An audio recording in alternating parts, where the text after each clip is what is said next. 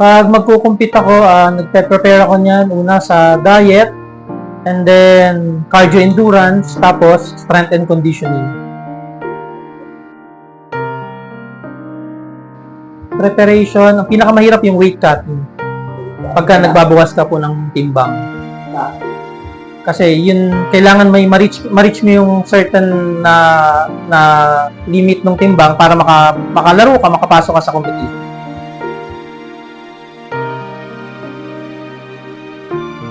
The best part naman pag nagpe-prepare is nagmamax yung performance mo. Bilang atleta, na re-reach mo rin yung yung magandang katawan, siyempre, at saka yung lakas and performance.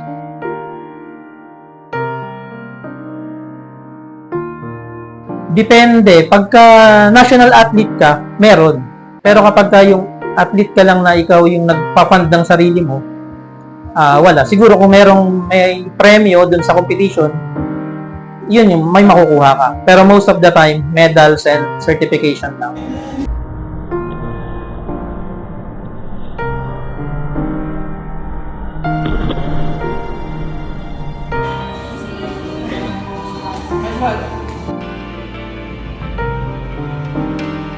Ako si Ryan Carl, 41 years old, taga San Pedro, Laguna.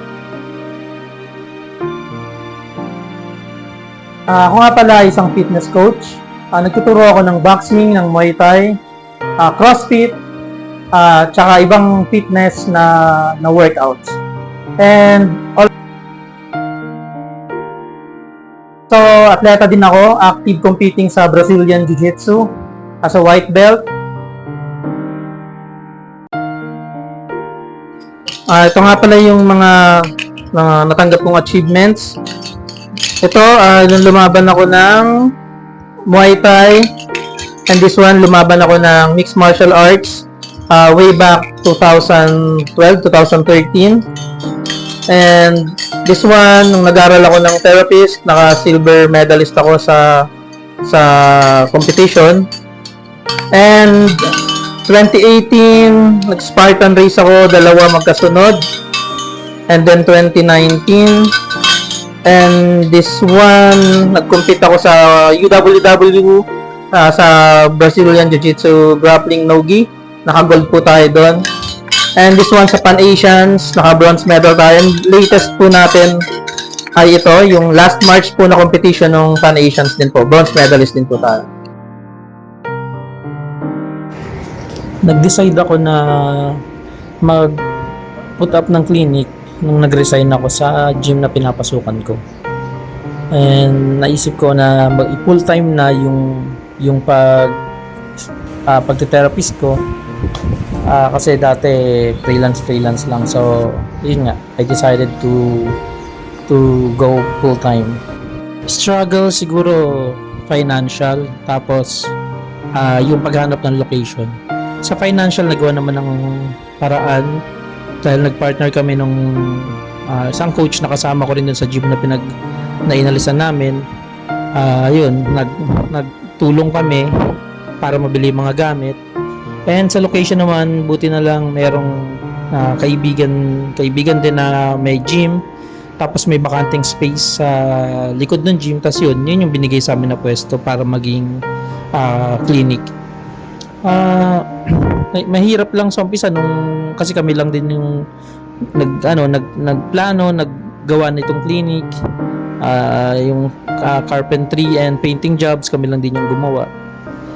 Tapos ayun, so far goods naman. Kasi kabisado na din naman yung procedure kung paano patakbuhin yung so yun lang yung pinaka naging struggle. Itong silver touch therapy, yung trainer. Yes, sa akin. May kapartner ako dito, isa rin siyang coach. Gano'n makatagal ito?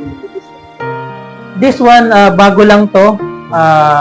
Ilang months pa lang kaming nakakapag-start dito kay Silver Touch. Pero matagal na ako nag-freelance na sports therapist.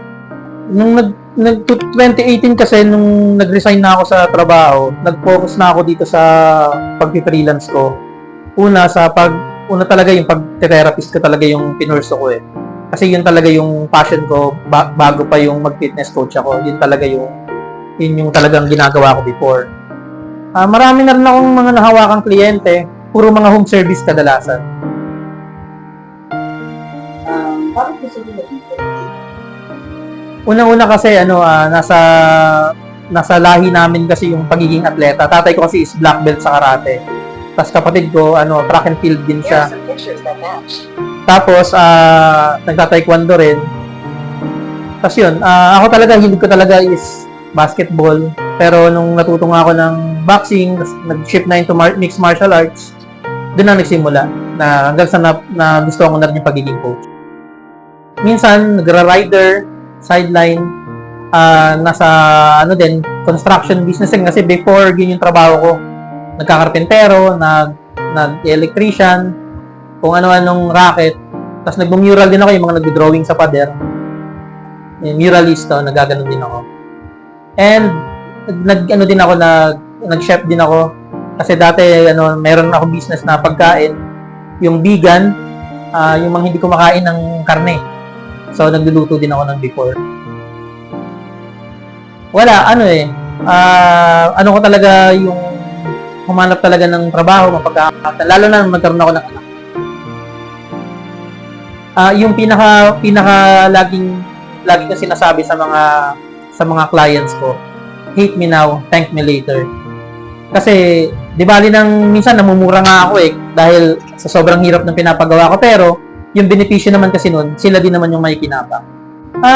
Minomotivate ko lang sila. Sinasabi ko na kaya nila yan kasi kailangan nila yan. Hindi naman para sa akin yung pinapagawa ko, kundi para sa kanila. Tsaka binayaran nila ako para ipagawa sa kanila yun. Ito ay TENS, Transcutaneous Electrical Nerve Stimulation. Nakapag-relax to ng nakaka-relax, nakakaano ng muscle sa gamit natin yung microcurrent, yung mahinang daloy ng kuryente. Okay, plug in.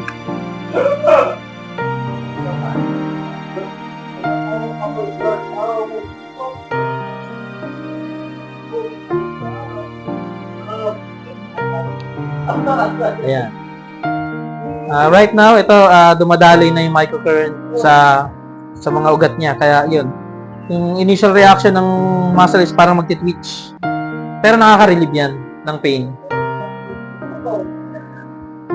So, hintay tayo mga 10 minutes. This one, massage gun naman siya. Ito rin, nakaka-relax din to.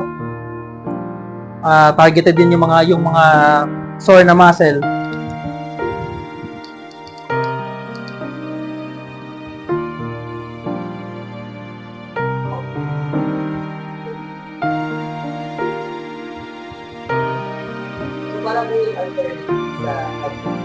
Yes, extension siya ng kamay. Nag-train ako actually sa TESDA ako nag-training. And then, nung nakapasok ako sa isang malaking physical therapy clinic dito sa Pilipinas, doon, medyo mas na-showcase ko yung skills ko ron sa Mas marami din ako natutunan doon sa mga gadgets, machines. Sa TESDA po, Yes, NC2 grad ako. tapos din Actual na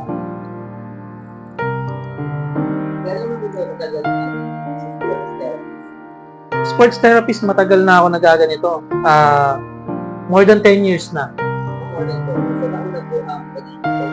Yes po, bago ako pumasok sa pagiging coach. Actually, minsan yung mga ibang kliyente ko, ito yung binabalikan lang sa akin. Yung aftercare. Kasi pagkatapos ng turuan, ni-stretch ko, minsan binibigyan ko ng konting bone setting. Depende sa activity pa rin, kung ang trabaho mo ay madalas kang nakaupo, lalo yung mga call center agents natin, mga empleyado, highly advisable kahit twice a month. Kung sobrang active ka naman, atleta ka, mga 3 to 4 times a month. Yung iba, yung mga atleta, meron ako mga Philippine team athlete, mga triathlete. Yan, pinapag-ice bath ko pa sila dito. Kasi yung ice bath, maganda rin siya for muscle recovery. Ano ba yung ice bath na bago Ice bath po muna. Ang kadalasan pinapagawa ko ice bath muna. ano naman po Ice bath, pang recovery siya ng mga punit na muscle, mga injured na muscle, mga joints, mga recovery siya. Highly advisable siya sa mga atleta. Gamit naman tayo nitong blade. Ito. Ano po yan? Blade siya. Stainless blade. Para pang scrape sa muscle. Yung mga knotted muscles. So, Hindi mo ba siya tataktak? hindi. Ito ay pang muscle alignment ng mga muscle fibers.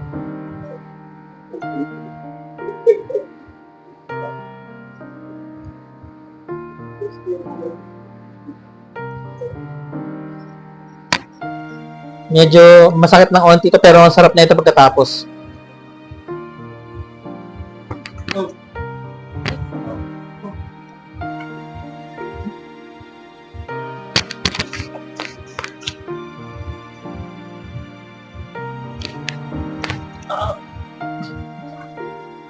Hinga ng malalim yun. Exhale. Isa pa. Exhale and relax.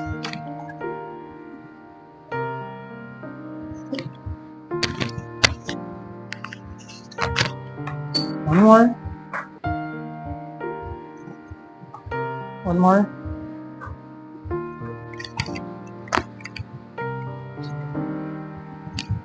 Okay.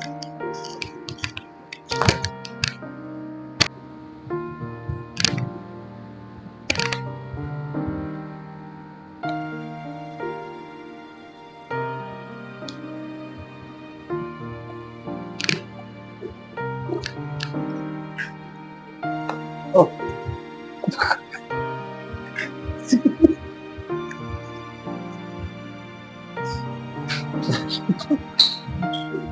Inhale, exhale tayo niya. Inhale, exhale. One more. Inhale, exhale. Oh. Para siyang crispy chicken ni Diwata. Sarap. Gusto ko yung kuryente. First time ko yun. So ano yung, bali lahat yun, 1,250? Yes, yung regular Ito price. po, 850. 850. Yung promo namin, mag-end siya ng, ano ba ngayon, May? July. Sa parang pang ano namin siya, 3 months namin siya na promo. Ang charge ko talaga is 1,250 per session, pero right now, naka-promo kami ng 850 per session. Ano na po siya, meron na po tayo dong bone setting, tas muscle alignment, conditioning, pati joint, kasama na rin po doon. Hate me now, thank me later.